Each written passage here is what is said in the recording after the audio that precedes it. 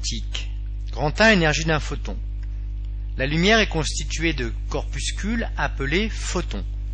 À chaque photon correspond une onde électromagnétique de longueur d'onde lambda, de fréquence nue et de célérité petit c dans le vide. Petit c, la vitesse la plus grande possible, est de 3,00 fois 10 puissance 8 mètres par seconde. Un photon a une masse nulle et une énergie E, produit de la constante de Planck petit h par la fréquence nue. Dans le cas où le photon se déplace dans le vide, son énergie est donc E égale constante de Planck h fois fréquence. La fréquence c'est 1 sur t, donc égale h sur t. Et voir le cours sur les ondes, eh bien on peut remplacer 1 sur t par c sur lambda, puisque c égale lambda sur t.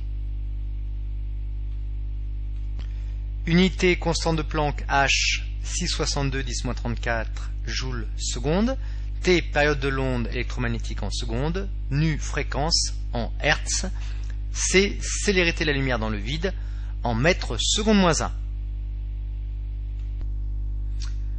Quantification des niveaux d'énergie électronique d'un atome. Niveau d'énergie quantifié d'un atome, postulat de Bohr.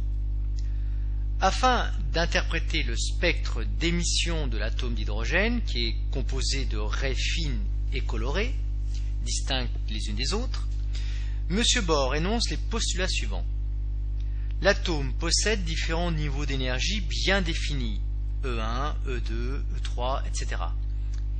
Il s'agit de valeurs discontinues ou discrètes et non de valeurs continues, comme on peut avoir dans le monde macroscopique, à notre échelle. Les variations d'énergie d'un niveau P à un niveau N, EP-N, de l'atome sont donc quantifiées, prennent des valeurs particulières. Quand l'atome passe d'un niveau d'énergie EP élevé à un niveau d'énergie EN plus faible, il libère une énergie égale à EP moins EN, comme nous voyons sur ce diagramme. Cette énergie est dégagée sous forme de rayonnement électromagnétique d'énergie E égale EP-EN. Le niveau de plus basse énergie de l'atome est appelé le niveau fondamental. L'atome n'est absolument pas excité à ce niveau-là. Lorsqu'un atome se trouve à un niveau d'énergie supérieur au niveau fondamental, on dit qu'il est excité. Que se passe-t-il quand un photon passe d'un niveau excité à un niveau désexcité, donc qu'il se désexcite? Cliquons sur l'animation. Bien, l'électron passe d'un niveau 2 à un niveau 1, il émet un photon de longueur d'onde 656 nanomètres.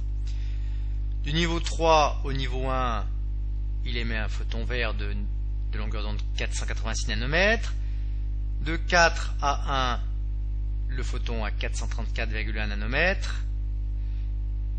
Et de 5 à 1, il émet un rayon de longueur d'onde 410 nanomètres qui est violet. Donc on voit que quand l'électron se désexcite en passant d'un niveau haut à un niveau plus bas, il émet une série de photons, ce qui explique les spectres d'émission des gaz.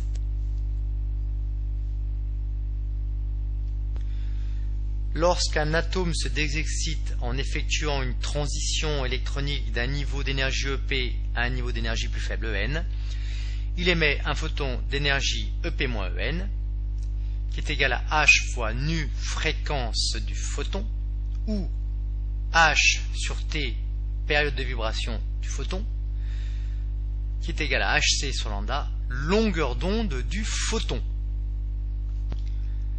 Ce photon lambda peut être noté lambda de P vers N. Par exemple, si P vaut 2 et N vaut 1, ce sera le photon de longueur d'onde correspondant à la transition entre le niveau 2 et le niveau 1.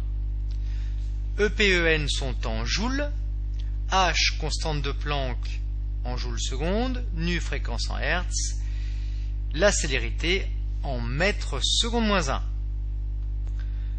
Interprétation énergétique des spectres atomiques.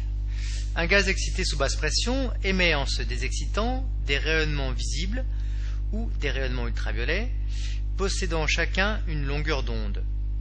La valeur de lambda est déterminée par le passage d'un niveau d'énergie EP supérieur à un niveau d'énergie de plus basse énergie En. Lambda de P vers N égale C sur nu égale HC sur EP-En. En connaissant EP et En, on arrive à trouver la longueur d'onde de la raie lumineuse émise par ce gaz excité sous basse pression. Par exemple, le gaz sodium ici qui est dans cette ampoule, cette lampe spectrale de sodium, va donner plusieurs radiations, chacun possédant une longueur d'onde précise. L'ensemble de ces couleurs va fournir la couleur de l'ampoule de gaz. À chaque radiation lumineuse correspond donc une longueur d'onde lambda qui est égale, comme nous venons de le voir, à H fois C divisé par EP-En.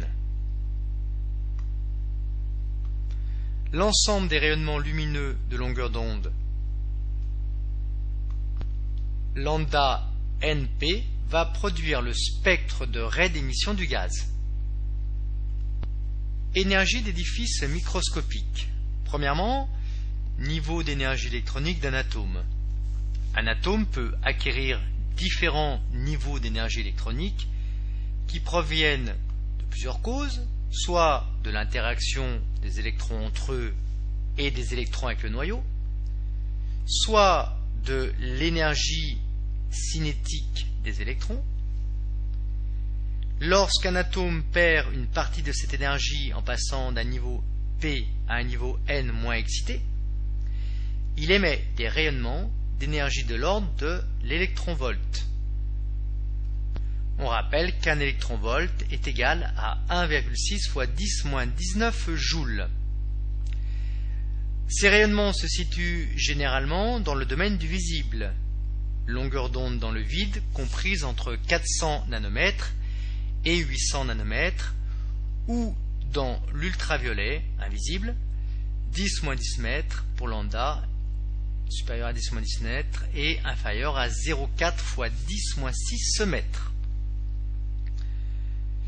Après les énergies électroniques d'un atome, les niveaux d'énergie d'un noyau.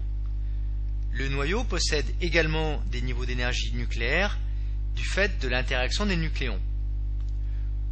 Lors d'une désintégration radioactive, le noyau φ Y est en général dans un état excité noté Y étoile, voire le cours sur le nucléaire. En se désexcitant, il émet un rayonnement gamma de forte énergie. Les énergies correspondantes sont de l'ordre du mégaélectronvolt. Ces énergies sont dangereuses. La longueur d'onde lambda du rayonnement est de l'ordre du picomètre. Un picomètre égale 10-12 mètres.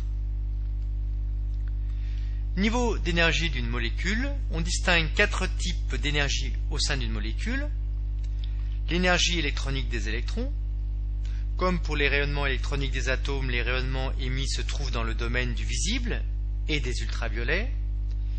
L'énergie de translation de la molécule. Son énergie de vibration due aux oscillations du noyau autour de leur position d'équilibre. La transition entre deux niveaux d'énergie de vibration correspond à EP-En, donc énergie de vibration, 0,1 électronvolt. Les longueurs d'onde correspondant à ce type de transition sont dans le domaine de l'infrarouge. Donc, quand la molécule se désexcite, elle émet des infrarouges qui correspondent à de l'émission de chaleur. ER, énergie de rotation de la molécule, donc de rotation de la molécule autour de son centre d'inertie. La transition entre deux niveaux d'énergie de rotation est de l'ordre du milliélectronvolt. Les longueurs d'onde correspondantes font partie de l'infrarouge lointain.